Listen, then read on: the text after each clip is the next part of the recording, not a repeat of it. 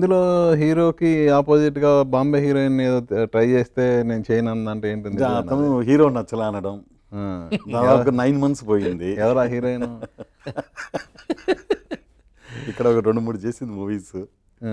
అహా! వచ్చింది about agreement before హ్మ్. తను రిజెక్ట్ చేసింది. ఓకే. అంటే తన తనిష్క. ఆ? నేమ్ తనిష్క. తనిష్క. ఓకే. హ్మ్. అది. ఆల్మోస్ట్ స్టోరీ వింది, ఓకే అంది. హ్మ్. మళ్ళీ ఇక్కడికి వచ్చి వర్క్షాప్ కూడా చేసింది. ఒక 3 to 4 days. అబౌట్ సిగ్నేచర్లో ఆ మాట అడ్వాన్స్ అంటే ఇచ్చారా? చెప్పలేదు. అడ్వాన్స్ ఇచ్చాము, రిటర్న్ చేసింది. ఓకే. ఇమీడియట్గా కొట్టేసింది. ఆ. అంటే దాదాపుగా చెప్పలేదు. రీజన్ చెప్పి కదా వెళ్ళాలి. ఓకే. నేను కాస్టింగ్ మేనేజర్ అడిగాను. సరే ఓకే, జస్ట్ సైనింగ్ బిఫోర్ వెళ్ళిపోతుందంటే బాగుండదు కదా, ప్రాబ్లం ఏంటో కనుక్కోండి అన్న. హ్మ్. ఎంత ప్రెజర్ ఇచ్చినా చెప్పలే. మళ్ళీ ఆయన ఓపెన్గా అడిగాడు, ఏమన్నా డైరెక్టర్ ఆయనే కదా, ఏమన్నా యాంగిల్ ఏమన్నా ప్రాబ్లమ్స్ అయ్యాయా అని అడిగాడు ఓపెన్గా.